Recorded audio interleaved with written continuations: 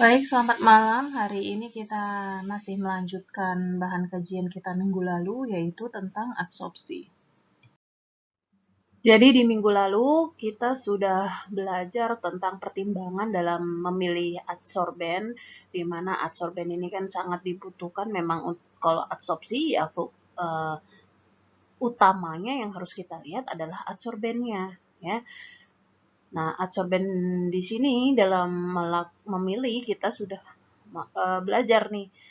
Kalau dari segi bentuk kemarin pemilihan adsorben ada bentuknya yang powder, ada yang granular, ada yang extruded gitu. Nah, terus dilanjutkan dengan kapasitas adsorpsi. Nah, di kapasitas adsorpsi kemarin kita sudah belajar satu model, yaitu model Langmuir. Nah, nanti untuk pembahasan kita minggu ini akan saya berikan lagi satu model lagi ya. Selain model Langmuir yang sering digunakan adalah model Freundlich. Nah, sebenarnya masih banyak lagi model yang lain, tapi kalau kita bahas semua, sepertinya akan sangat memakan waktu ya. Jadi kita pilih dua aja yang kira-kira sering digunakan.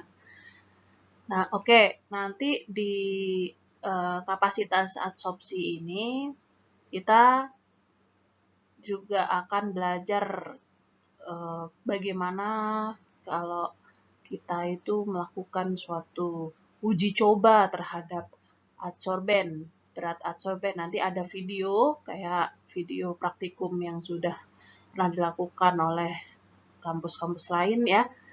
Nanti di video tersebut harapannya teman-teman bisa kebayang gitu ya, bagaimana nanti kalau teman-teman diminta untuk praktikum atau diminta untuk melakukan suatu penelitian tentang menentukan kapasitas dari adsorben itu sendiri.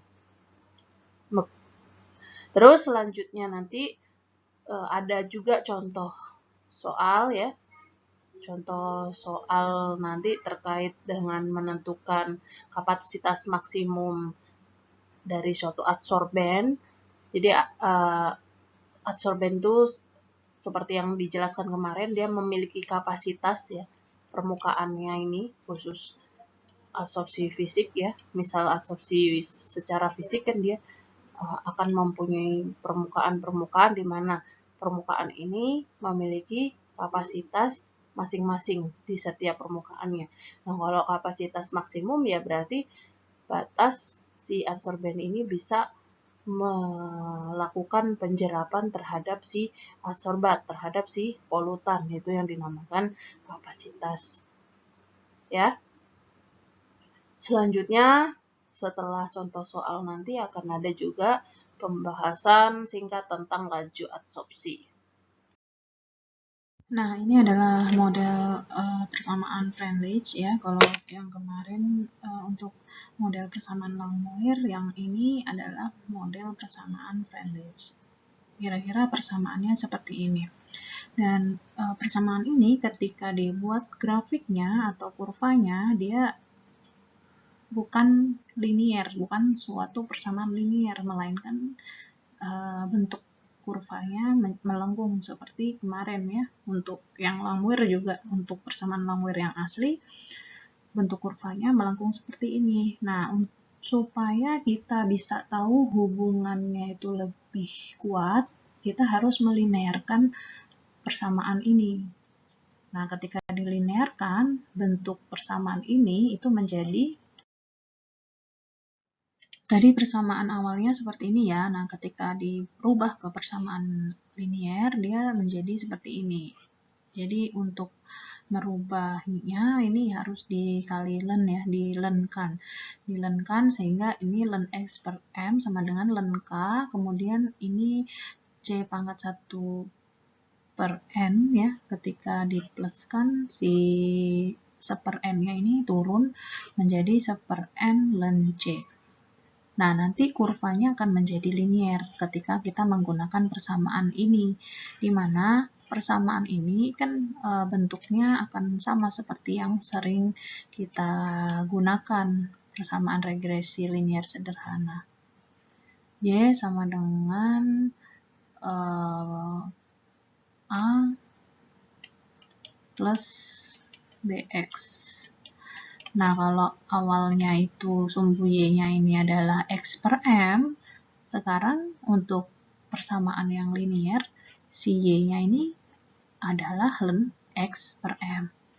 Nih, kemudian untuk sumbu X-nya yang awalnya adalah C, ini menjadi ln C. Gitu ya. Kemudian untuk slope-nya sendiri, slope-nya ya yang beriringan dengan sumbu X. Di mana ln C tadi sebagai sumbu X kan, maka slope-nya sendiri adalah 1 per N. Bisa dipahami ya. Jadi seperti di model Langmuir kemarin ya, ketika nanti udah dapat kurva regresi linearnya, di mana nanti dapat persamaan Y sama dengan A plus BX. Nah, nanti kan ini bisa dapat nilai ln K dan juga nilai 1 per N-nya, di mana untuk ln K-nya ini berarti nilainya si A ini ya, dan 1 per N ini nilainya adalah si B ini. Cara mendapatkan persamaan ini sama seperti yang sudah dijelaskan sebelumnya. Jadi dibuat untuk kurvanya ya, sumbu X-nya itu ln C, sumbu Y-nya ln X per M, nanti di blok ya datanya yang udah dibuat itu di blok. Misalnya ini ya, untuk sumbu X-nya, ngebloknya harus si sumbu X dulu ya, supaya kurvanya benar. Terus ini ln X per M sebagai sumbu Y. Di blok, habis itu insert kurva sketch, terus pilih yang sketcher supaya ya terserah sih, supaya enak, sama aja ya, supaya sama. Nanti dimunculkan persamaannya dari kurva tersebut. Kurvanya diklik kanan, terus add trend line, dicentang equation sama regresinya. Gitu ya, untuk memunculkan si persamaannya. Selanjutnya mungkin teman-teman bisa simak dulu video dari praktikum adsorpsi ini, dan di praktikum ini dia membuat perlakuan dengan berat karbon atau berat adsorbennya itu berbeda-beda gitu ya, dan nanti diamatin konsentrasi awal dan konsentrasi akhir setelah dicampur dengan adsorben dengan berat yang berbeda-beda tersebut.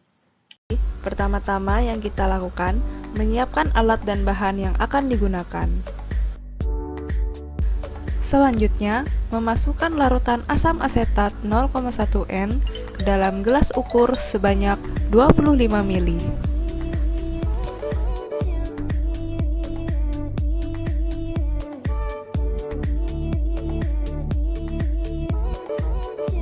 Kemudian, menambahkan 2 tetes indikator PP untuk mempercepat proses titrasi.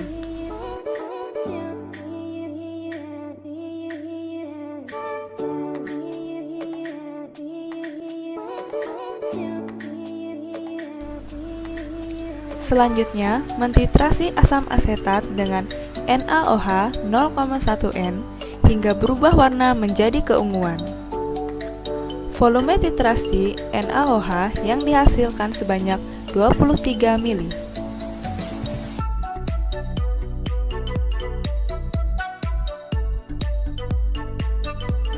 Selanjutnya, memasukkan karbon aktif ke dalam oven dengan suhu 105 derajat Celcius.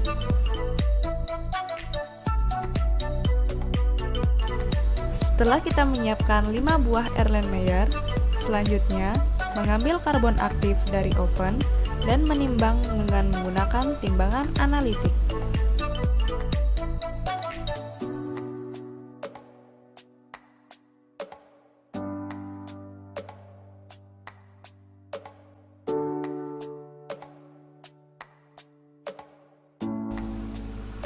Karbon aktif ditimbang 5 kali dengan masing-masing berat yaitu 1 gram, 2 gram, 3 gram, 4 gram, dan 5 gram.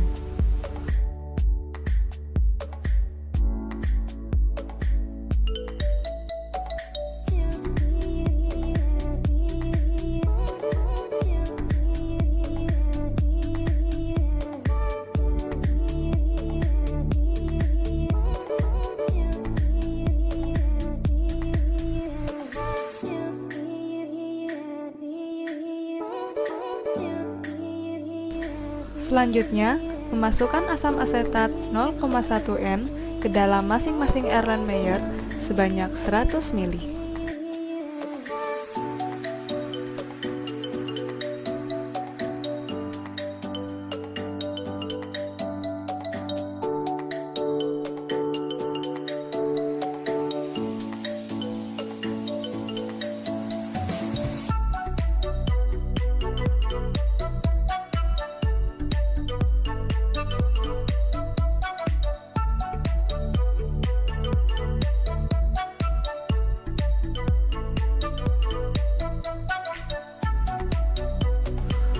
Kemudian, mengaduk menggunakan wise mic.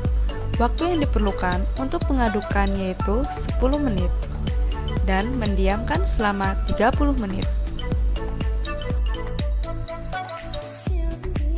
Menyaring filtrat dari karbon aktif dan asam asetat menggunakan saringan.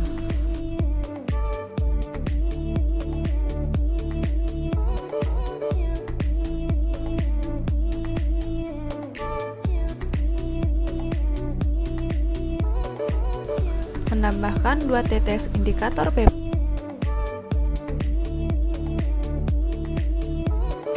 Selanjutnya, mentitrasi asam asetat yang tersisa dengan NaOH hingga muncul warna keunguan.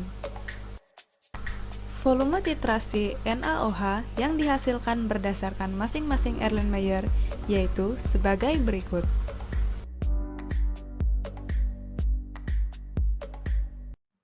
Oke, jadi dari praktikum tadi yang bisa kita lihat untuk adsorbatnya dia menggunakan asam asetat ya, CH3COOH dengan konsentrasi 0,1 N. Kemudian dia dilakukan penambahan karbon aktif. Jadi si asam asetatnya dibagi menjadi 5 Erlenmeyer ya dengan volume yang sama, kemudian diberikan masing-masing itu karbon aktif yang masanya berbeda-beda di setiap Erlenmeyer-nya. Kemudian dia dititrasi dengan NaOH untuk mengetahui kadar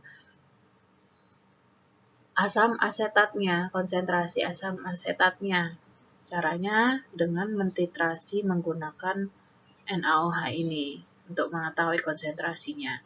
Jadi titrasi tadi dilakukan ya, titrasi itu sebagai metode untuk mengetahui konsentrasi si polutan, si adsorbat gitu.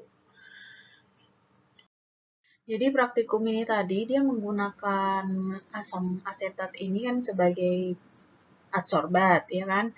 Nah, adsorbatnya ini tidak harus asam asetat ya. Jadi teman-teman bisa lakukan uji coba nih, misal menggunakan air limbah yang dari kegiatan restoran mungkin, itu kan juga senyawa organik ya kan. Dimana CH3COOH ini sebenarnya juga kan senyawa organik gitu. CH3COOH kan minimal ada C dan H untuk senyawa, untuk organik kan, senyawa organik itu. Sehingga untuk asam asetat sendiri memang tergolong senyawa organik. Dan kenapa di sini digunakan CH3COOH? Karena ya biar mudah aja gitu kan. CH3COOH ini kan termasuk asam, jadi titrasinya cuma pakai basa. Nah, kalau teman-teman mau uji pakai senyawa CH3COOH-nya diganti nih, misalnya pakai methylene blue gitu. Methylene blue itu juga senyawa organik ya. Nanti di praktikum yang ada di YouTube itu juga banyak yang menggunakan methylene blue. Ya, methylene blue itu warnanya biru dia. Blue, biru. Nah, kalau kayak pakai methylene blue, teman-teman bisa mengetahui kadar teradsorpnya si polutan atau teradsorpnya si senyawa organik ini dengan cara metodenya menggunakan metode spektrofotometri. Beda ya, karena dia acuannya adalah warna. Kalau warna pakai spektro. Nah, kalau ini asam acuan. Kan ini bening ya, bening larutannya. Jadi nggak bisa nih di spektro gitu, nggak bisa. Spektro itu harus berwarna ya, larutan atau senyawanya. Sehingga untuk mengetahui konsentrasinya ya dengan metode titrasi gitu. Untuk yang CH3COOH. Tapi kalau mau diganti ya bisa juga diganti, tergantung dari senyawanya apa. Terus teman-teman kalau misalnya nih mau uji coba gitu ya, penelitian nanti mau menguji adsorpsi untuk polutan air limbah restoran, ya nggak apa-apa. Jadi adsorbannya si asam asetatnya ini diganti dengan air limbah si restoran tersebut gitu. Jadi nanti pengujiannya juga berbeda ya. Misalnya mau dilihat dari kandungan COD-nya gitu. Ya nggak apa-apa. Sah-sah saja gitu. Paham ya konsepnya ya? Seperti yang ada di contoh soal berikut, dia menggunakan COD. Ya, ini untuk contoh soalnya. Jadi air limbah dengan COD 80 mg per liter diolah dengan adsorpsi menggunakan karbon aktif. Efluen yang diharapkan ini COD-nya dari 80 mg menjadi tidak lebih dari 15 mg. Artinya harus di bawah 15 mg per liter ya. Nah, untuk data hasil percobaannya ditabulasi sebagai berikut. Jadi dia mempunyai 7 percobaan dengan tabung atau Erlenmeyer ya. Misalnya dia mau mereaksikan ini dengan Erlenmeyer 1, 2, 3, 4, 5, 6, 7, di mana masing-masing Erlenmeyer ini diisi dengan karbon aktif dengan massa yang berbeda-beda 0, 50, 100, 200, 500, 800, dan 1000. Lalu diisi dengan air limbah ya tentunya.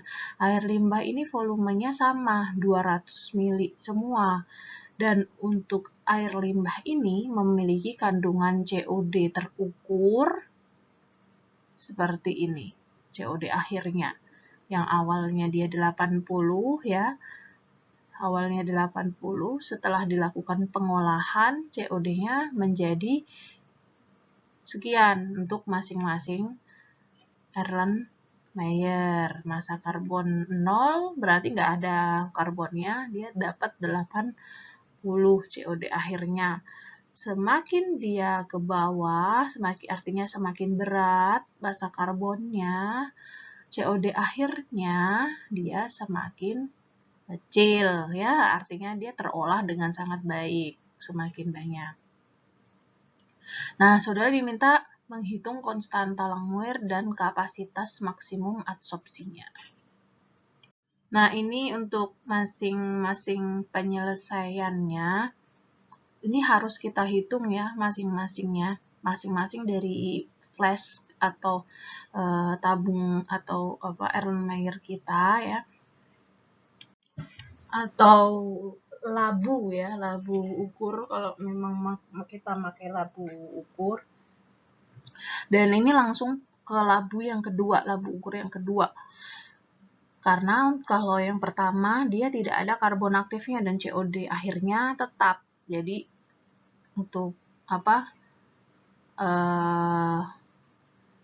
massa atau COD yang teradsorpsi, massa COD yang teradsorpsi itu 0 ya.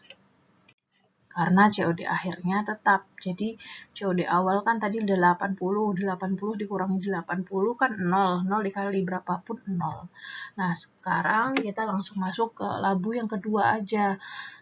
COD awal 80, COD akhir 49, volumenya 0,2. Ini harusnya kalau sesuai dengan hitungan dia 0,2 ya tadi ya.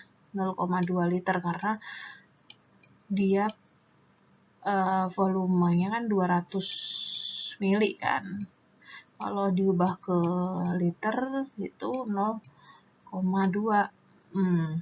Dibagi 1000 kan, kalau dirubah ke liter 1, 2, 3, 1000 kan nolnya 3, jadi 0,2. Nah, ini mungkin ada kesalahan, jadi dia tulisnya 0,25 gitu ya. Nah, kita hitung dapatlah massa COD. Kan kalau kapasitas absorpsi itu kan X per M ya. Kapasitas absorpsi itu X per M. Nah, kita dapat X-nya, ya kan? Nah, X-nya ini adalah massa adsorbat, ya kan? Massa adsorbat. Dan adsorbatnya adalah si COD polutannya. Jadi, ini pakai COD ya datanya ya. Kan kalau konsentrasi COD itu kan satuannya miligram per liter, sehingga untuk mendapatkan satuan miligram sesuai ini X kan kemarin satuannya gram ya, sehingga untuk mendapatkan satuan miligram atau gram sendiri kita harus mengkalikannya dengan liter ya, dikalikan dengan volumenya, volume dari yang kita olah tersebut gitu ya. Makanya muncul rumus ini karena dari rumus konsentrasi itu sendiri X di mana X adalah berat adsorbat gitu, paham ya.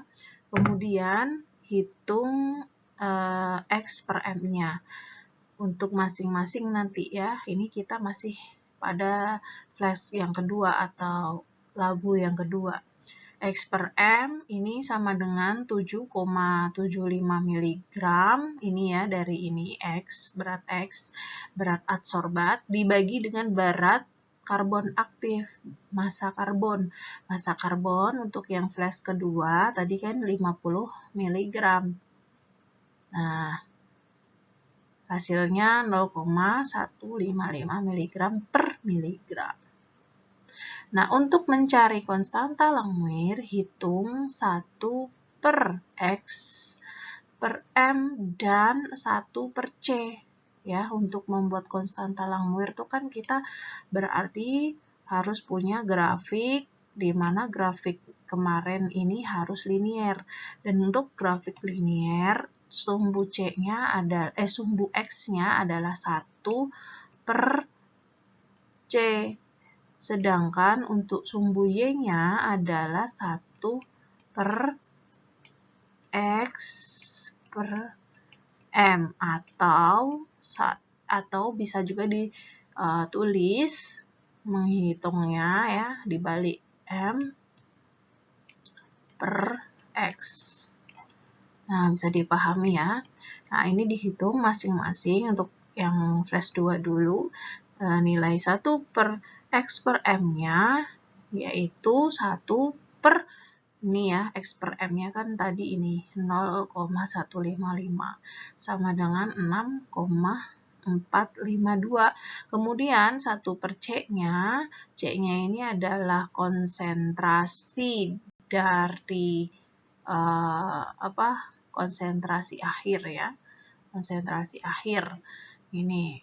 Nah, 1 per 49 ini sama dengan 0,02.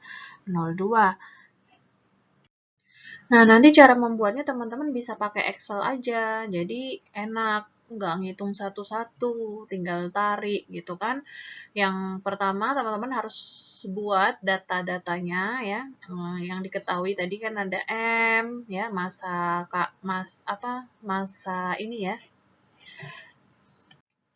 Masa karbon aktif. Kemudian C ini adalah konsentrasi COD di awal tadi 80, terus ke bawahnya pasti berkurang ya karena udah dilakukan adsorpsi. Terus X ini adalah berat adsorbat, di mana berat adsorbat tadi ngitungnya COD awal min COD akhir dikali dengan volume, ya kan? Nah, ketemu sekian. Nah, kalau misalnya yang 12,25 berarti gimana cara ngitungnya? Ya, bukan 49 min 31 ya, tapi 80 min 31 dikali dengan 0,25 liter. Sama kayak tadi. Terus kalau 15 berarti 80 min 20 ya. 80 min 20 dikali dengan 0,25 liter. Nah, coba nanti kalian hitung ya, bener apa enggak ya ini dapatnya dari situ. Coba tolong dicek.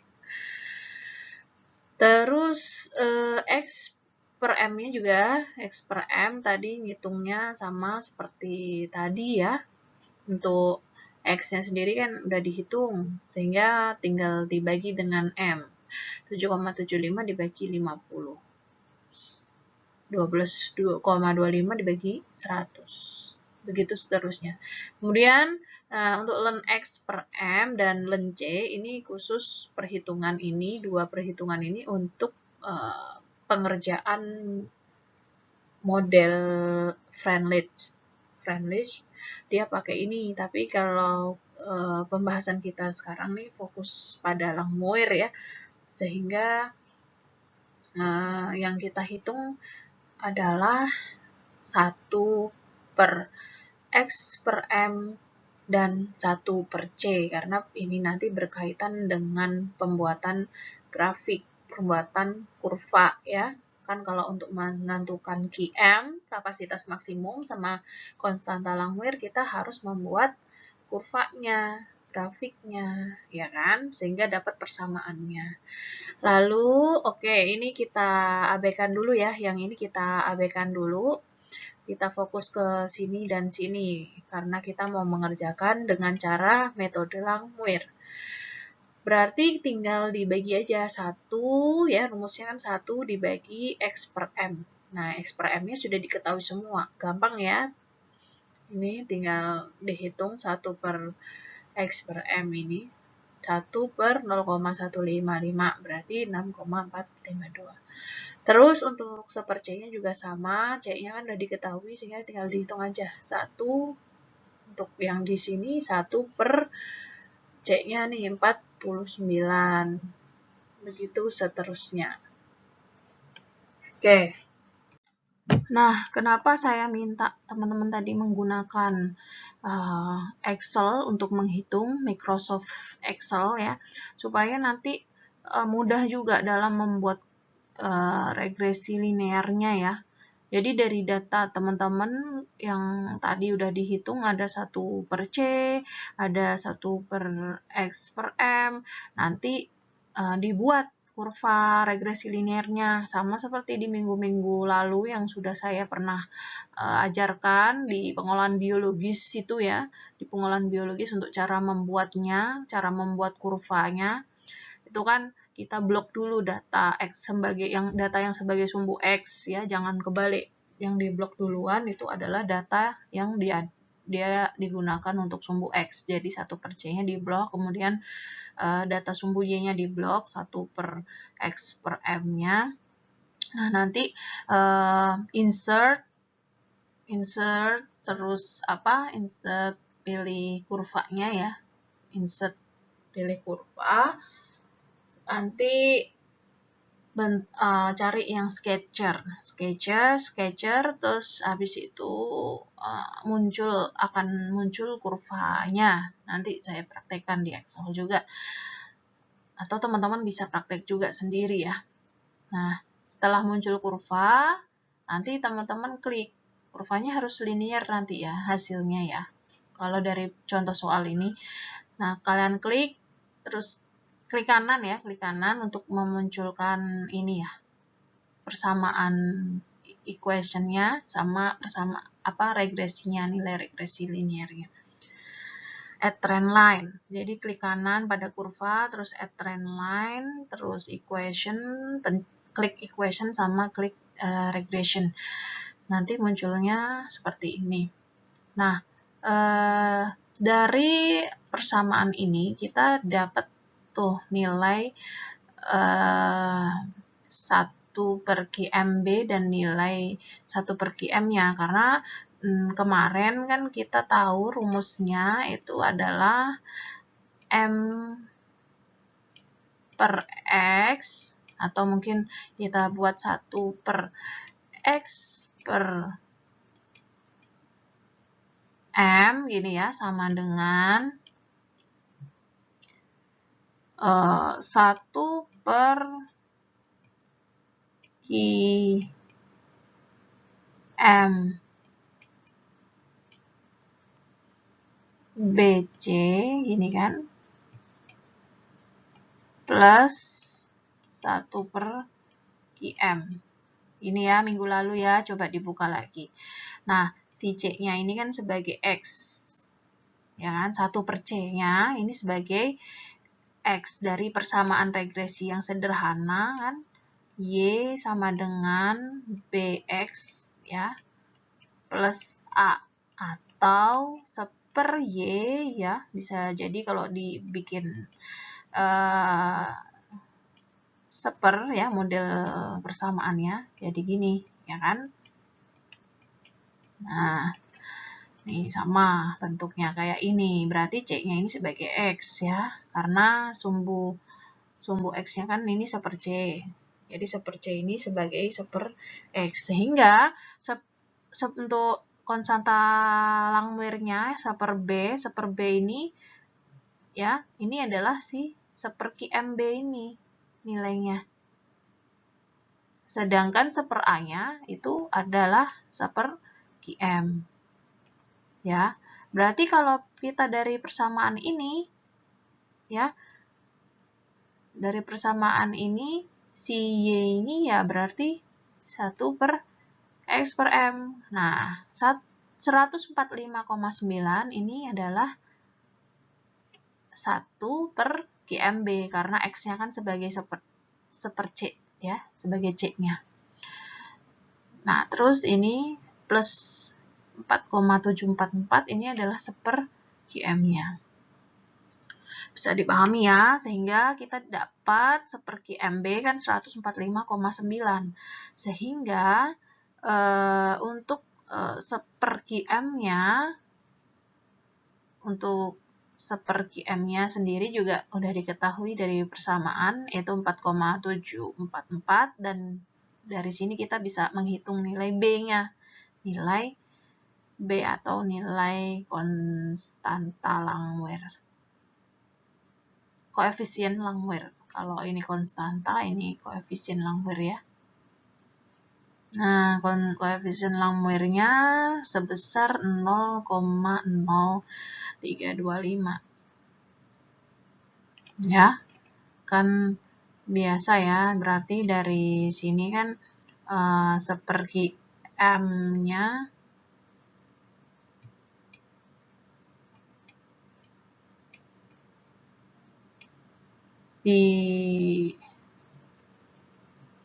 dibagi, ini ditaruh sini ya, sedangkan yang ini ditaruh sini, dibagi dengan 145,9.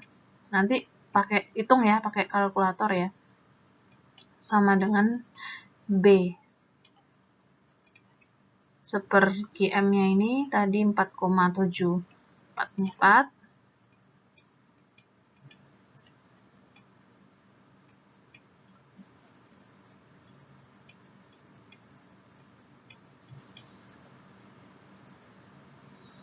Oh, atau dihitung dulu bisa sih.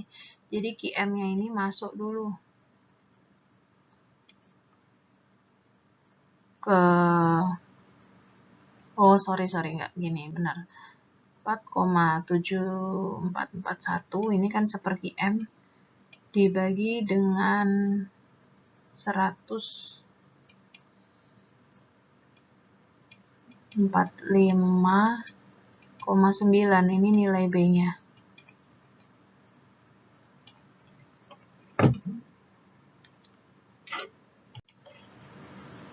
Jadi 0,0325. Berarti kalau mau cari QM-nya sendiri ya tinggal dimasukkan lagi ya.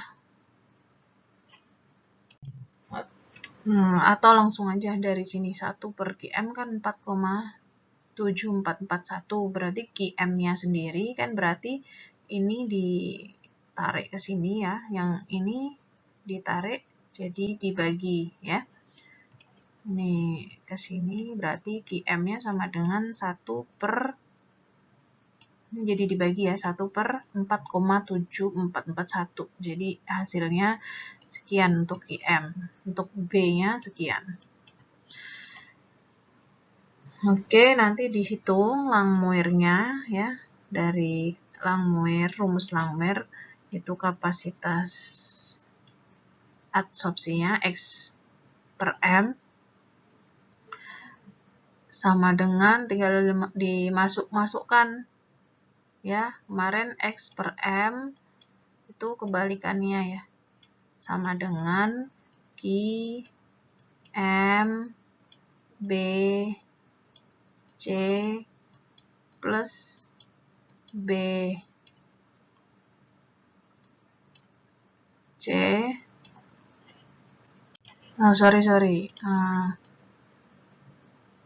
QM BC per 1 plus BC. Gini ya, kalau dari persamaan yang awalnya kan seperti ini, sama nih. Kalau diubah ke persamaan yang linier kan tinggal dibalik aja ya, M per X-nya ini ya, atau 1/X per M-nya ini diganti X per M kan, dibalik ya, atas jadi bawah, bawah jadi atas. Jadi QMBC-nya ini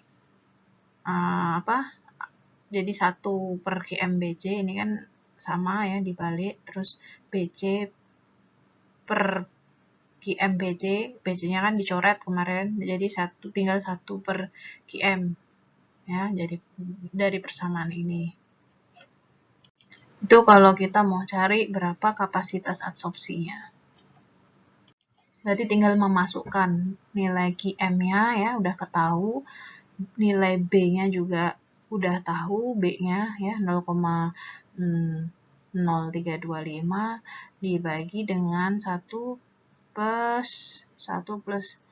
0,0325. Nanti C-nya ini adalah C yang diharapkan kan. C yang diharapkan kan tidak lebih dari 50 ya, kalau nggak salah di contoh soalnya tadi. Tidak lebih dari 15 ya. Jadi C yang diharapkan kan tidak lebih dari 15 mg per liter. Artinya kita bisa pakai kapasitas adsorpsinya ini untuk yang dari tabel perhitungan tadi, C akhirnya ya. C akhirnya itu kita bisa masukkan data yang C akhir yang di bawah 15 gitu.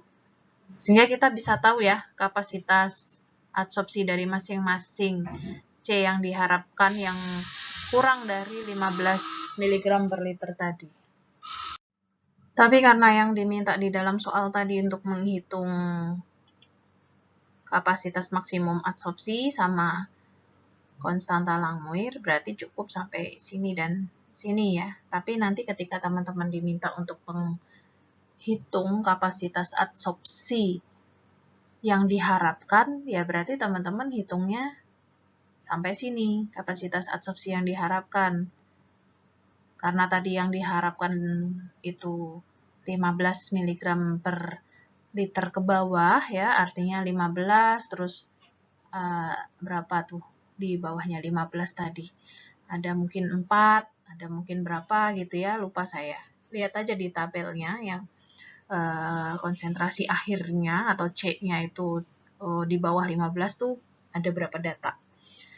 Ya, berarti dihitung yang kapasitas adsorpsi yang dihitung ya yang itu aja, yang kurang dari 15 tadi. Gitu ya, paham ya? Kalau nggak paham boleh kok tanya ya. Atau coba kita hitung aja ya. Jadi untuk C yang diharapkan tadi kan ini berapa?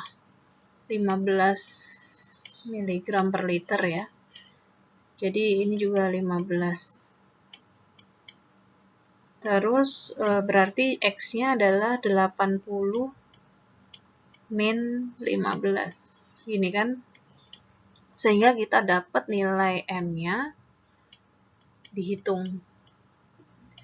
Berarti kalau teman-teman mau meremoval COD 80 mg per liter menjadi COD yang besarnya 15 mg per liter, maka dibutuhkan karbon aktif sebesar berapa? Dihitung. Ya. Jadi kalau yang saya jelaskan barusan ini untuk memperkirakan berapa karbon aktif yang dibutuhkan. Jadi nanti ketika kalian mendesain suatu unit pengolahan di skala lapangan, ya kan kalau di PB PAM teman-teman udah tahu ya, misalnya dari unit sebelumnya, misal dari unit sebelumnya itu ke unit yang adsorpsi ini, ke unit adsorpsi ini. Nah, ini 80 mg awalnya. Misalnya saya mau persen removal-nya itu 50%. Berapa ya enaknya ya? Ya udah 50%, berarti pengennya 40 mg per liter ya. Kalau 50% kan berarti dikurangi separohnya. Maka berapa nih kira-kira kalau karbon aktif yang dibutuhkan supaya saya bisa dapat hasil di sininya itu keluarnya itu 40 mg per liter. Ya, tinggal dimasukkan ke rumus ini 40 mg per liternya. Sama. Ini diganti 40 juga. Ini diganti 40, ini diganti 40. Sehingga saya dapat berat karbon aktif yang harus saya tambahkan di unit adsorpsi saya. Semoga bisa dipahami ya.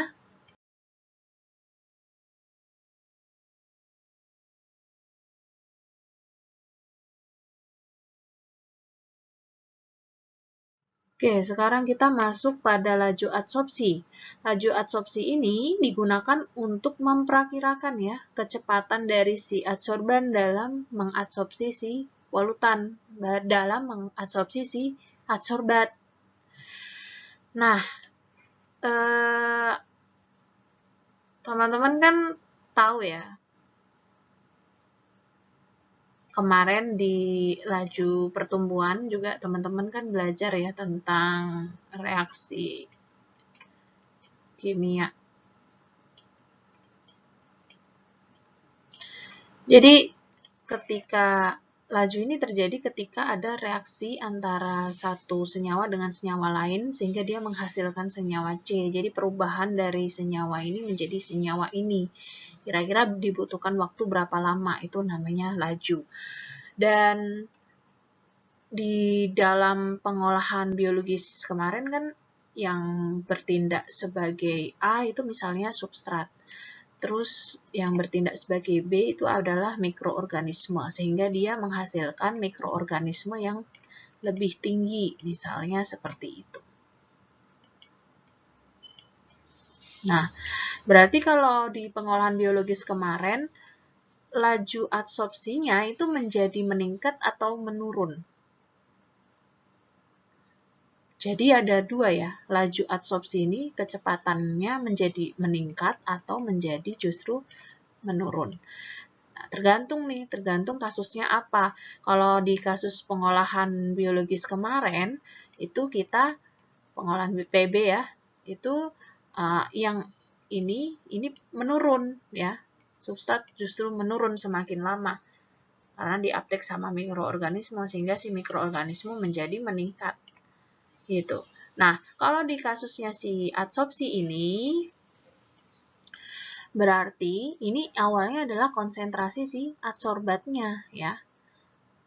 Konsentrasi adsorbat.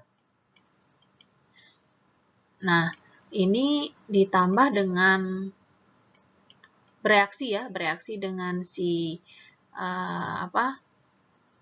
adsorben atau karbon aktif misalnya. Nah, ini kemudian menghasilkan satu konsentrasi yang baru, di mana konsentrasi baru ini konsentrasi A ya. Kayaknya saya kebalik ya, jadi bentar, kebalik saya nulisnya. Nah, ini N. Kan awalnya nih konsentrasi polutannya tuh tinggi ya, ini polutan.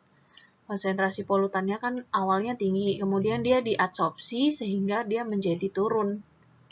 Nah, kebalikannya dari PB. Bisa dipahami ya, jadi lajunya menurun. Kalau ini lajunya meningkat, laju pertumbuhan mikroba meningkat, laju removal atau laju penurunan laju removal karena kita mau menghilangkan si polutan. Laju removal polutannya menjadi menurun, laju pertumbuhan mikrobanya menjadi meningkat.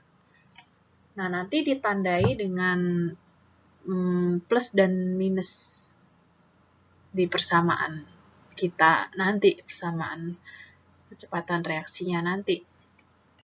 Maksudnya plus dan minus tadi kalau seiring waktu ini kan suatu persamaan ya, jadi ada kurva, ada yang naik, ada yang turun kan. Nah, kalau misalnya semakin naik, ini semakin naik juga, maka tandanya plus. Tapi kalau misal semakin lama T-nya semakin naik tapi ininya semakin turun, nanti tandanya minus, konstanta kecepatan reaksinya. Nah, untuk melihat seberapa cepat atau seberapa lambat, kita bisa pakai ini, M ini. Jadi persamaannya, jadi nanti nilai dari persamaannya ini, kan nanti dari kurva tadi itu dapat ya suatu persamaannya.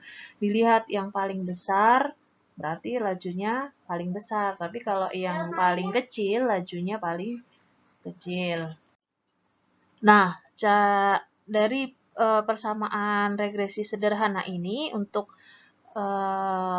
orde 0, jadi di laju itu kita biasanya gunakan orde ini sebagai pangkat ya. Jadi ketika si adsorbannya ini atau kecepatan adsorpsinya itu adalah orde 0, maka si konsentrasi akhirnya itu menjadi pangkat 0. Nah, kalau misalnya nih orde 1 berarti kecepatan adsorpsinya ini pangkat 1. Kalau 2 ya berarti pangkat 2. Terus maksudnya nanti di sini dari persamaan yang orde 0 ya misalnya ya. Jadi konsentrasi si akhirnya ini, konsentrasi adsorbat konsentrasi polutan ini tidak mengalami peningkatan. Kan kalau berapapun dipangkatkan 0, hasilnya adalah 1, ya kan? Dia nggak akan mengalami perubahan. Jadi, ibaratnya gini, sumbu X-nya di sini kalau ini X ya, persamaan sederhananya kan gini. Nah, kita yang ini berarti X-nya itu adalah si T-nya kan. T. Kemudian Y-nya berarti konsentrasi si adsorbatnya. Nah, nanti berarti harus tahu tuh konsentrasi adsorbat atau konsentrasi polutan atau misalnya pakai COD gitu ya. Berarti konsentrasi COD dari waktu ke waktu sehingga bisa diplot grafiknya dan untuk orde 0 nanti seperti ini hasilnya. Ya, karena dia orde 0 ini dia tidak mengalami perubahan gitu, perubahan laju dari waktu ke waktu. Selanjutnya untuk persamaan yang orde 1 berarti kan sumbu X-nya itu nanti adalah ini T juga ya. Sedangkan sumbu Y-nya nanti ln A. Jadi dari data konsentrasi tadi, teman-teman cari ya nilai ln A-nya.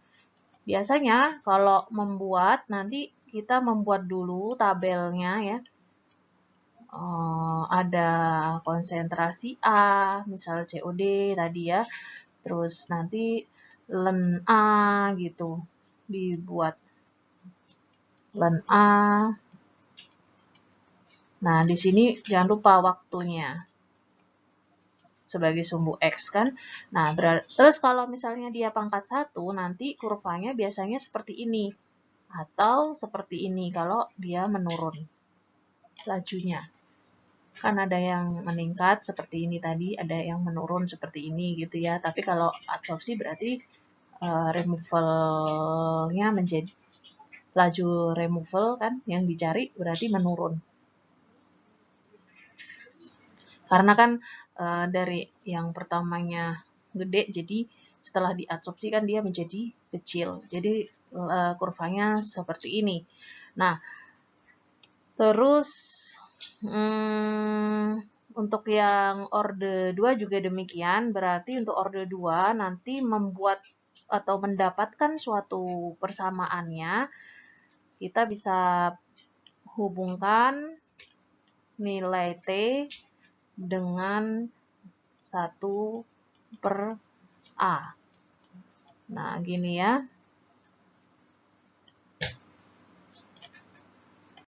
Nah, ini nanti ditambah ya datanya. Ini ada 1/A. Gampang kan untuk menghitung 1/A. 1 dibagi datanya yang A ini nanti ya.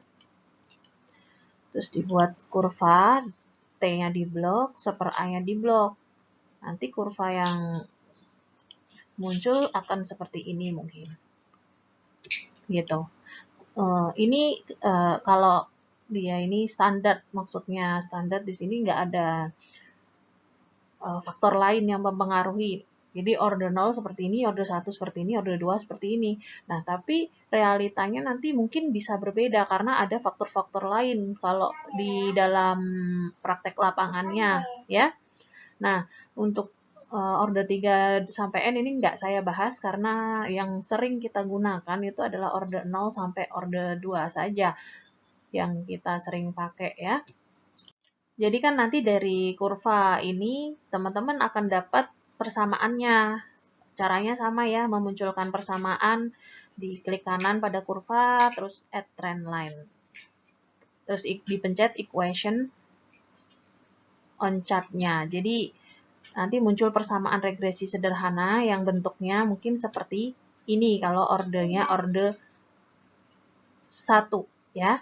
Nah, nanti dari orde 0 tadi yang kayak gini ya kurvanya. Jadi dari orde 0, orde 1 dan orde 2 ini teman-teman lihat mana nilai M yang paling besar. Jadi mana nilai K yang paling besar gitu ya di antara orde 0, kurva orde 0, orde 1, orde 2. Nah, jadi nanti dari data yang kita punya ini, teman-teman bisa simpulkan, oh ternyata kecepatan laju adsorpsinya itu ada di orde 1 misalnya, karena ternyata kurva dari persamaan dari kurva orde 1 ini dia paling besar nilai K-nya. Bisa dipahami ya. Nah, ini saya beri contoh studi kasus. Jadi di sini dia melakukan suatu penelitian dengan variasi yang berbeda. Variasinya ini penambahan karbon aktif ya, tapi dengan berat karbon aktif yang berbeda-beda. Ada 1 gram, 1,5 gram, dan 2 gram. Nah, di sini dia mengukur laju reaksi, laju kinetika adsorpsinya. Laju adsorpsinya ini dia berada di persamaan orde 0, orde 1, atau orde 2. Jadi dihitung tuh di masing-masing ordenya. Bukan dihitung ya, dibuat grafiknya.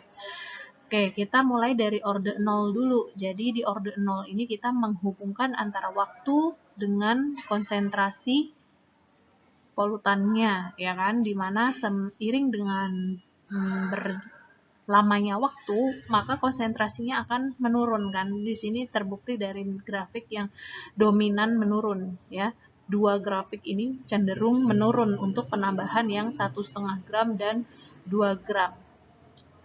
Dan kita hitung dulu, kita buat dulu kurva yang orde 1. Orde 0 udah ya, kita dapat kurvanya seperti ini, dan ini. Dengan persamaan kurvanya, Y sama dengan bla bla bla, dan regresi. Nilai regresi ini menunjukkan hubungan antara waktu dengan si konsentrasi ini ya. Semakin tinggi nilai regresi, maka hubungannya semakin erat, hubungannya semakin terlihat gitu ya, sehingga semakin tinggi nilai regresi ini semakin bagus gitu. Artinya kita bisa menyimpulkan gitu ya, dengan regresi yang semakin tinggi itu yang semakin mendekati 1 ya, dia nggak mungkin lebih dari 1, pasti maksimal itu 1. Nah, ketika dia paling lebih besar ya, paling besar dan lebih dari 1, maka itu yang akan kita pilih nanti ya. Itu prinsipnya kayak gitu. Nah, ini kita ke orde 1 dulu. Orde 1 ini juga sama, dia menghubungkan antara waktu tapi dengan ln Ca per Ce. Jadi pakai ln ya, ln konsentrasi awal per konsentrasi akhir, Ce sama kayak ini.